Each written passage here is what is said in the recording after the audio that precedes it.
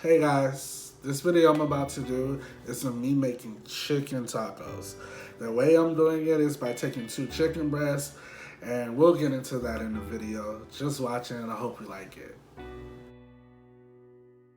So this video that I'm going to be doing right now is just showing you how to cut chicken breasts into slices to make tacos.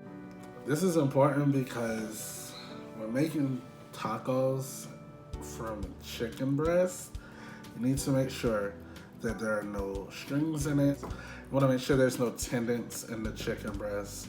You want to make sure that there's no bones in it. And so it's very important how you cut your chicken breast and how you get rid of those things so that you don't taste it when eating the meat.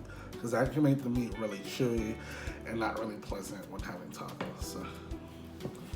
So as you see here, I'm actually going to be cutting them in slices. These were actually big pieces of chicken breast, so I had to cut them in quite a few slices and then dice them up and then move them over to a bowl so that I can get ready to season them. Washing the chicken is very important. I did wash it. I did not, listen, when washing chicken, you do not need soap, okay? You can use fresh lemon or lime and water. That's all you need. And rinse it thoroughly. This way you don't get anything like salmonella poison and everything to that nature. So as you see here, I'm actually cutting the tendon off and cutting the chicken breast into pieces so that I can make it in slices and dice it all up all nicely. Next thing about cutting chicken is to make sure your station is clean at all times. Having a clean cutting board and a clean knife is very important because you don't want to keep going back and forth. That could lead to having bacteria in your food, and that's just not good for anybody. As you see here, now I have the bowl with all the chicken in it, and it's a lot of chicken. It's a lot of chicken in there. So I'm gonna go ahead and get this all seasoned up real nicely and get ready to start cooking it. I do use some special seasoning. If you want to get these seasonings, they're not expensive, and you can find them at places like Walmart, Publix, and Aldi's. Those are usually some of the stores I shop at. I also shop at Costco for bulk purposes.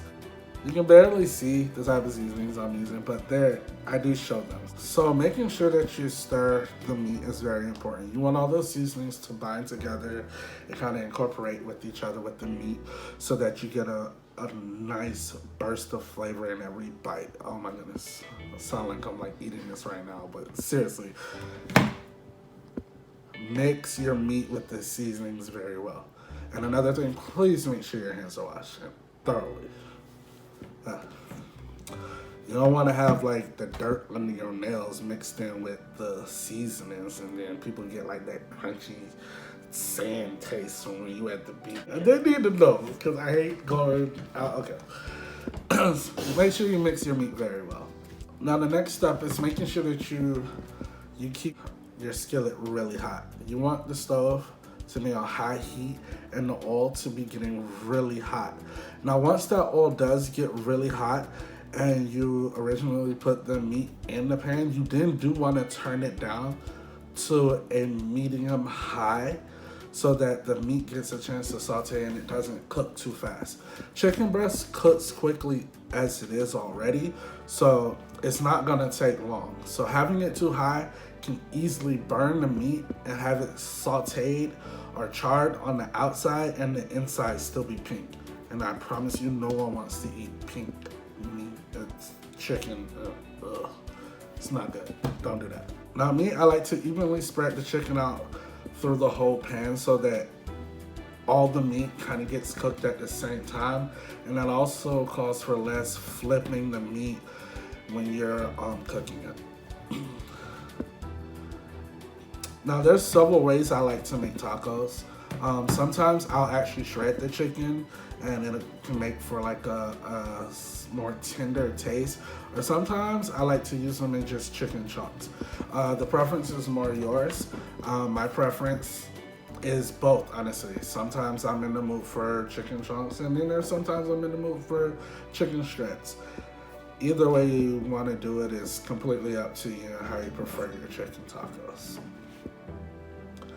Now, when making tortillas, I do like to put the tortillas in the pan for a few seconds on both sides so that they have like a toastiness to them and they also are warm.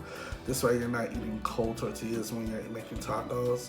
I know some people don't do that. Me, I like to do it, and that's how I'll do it when I serve them all to you.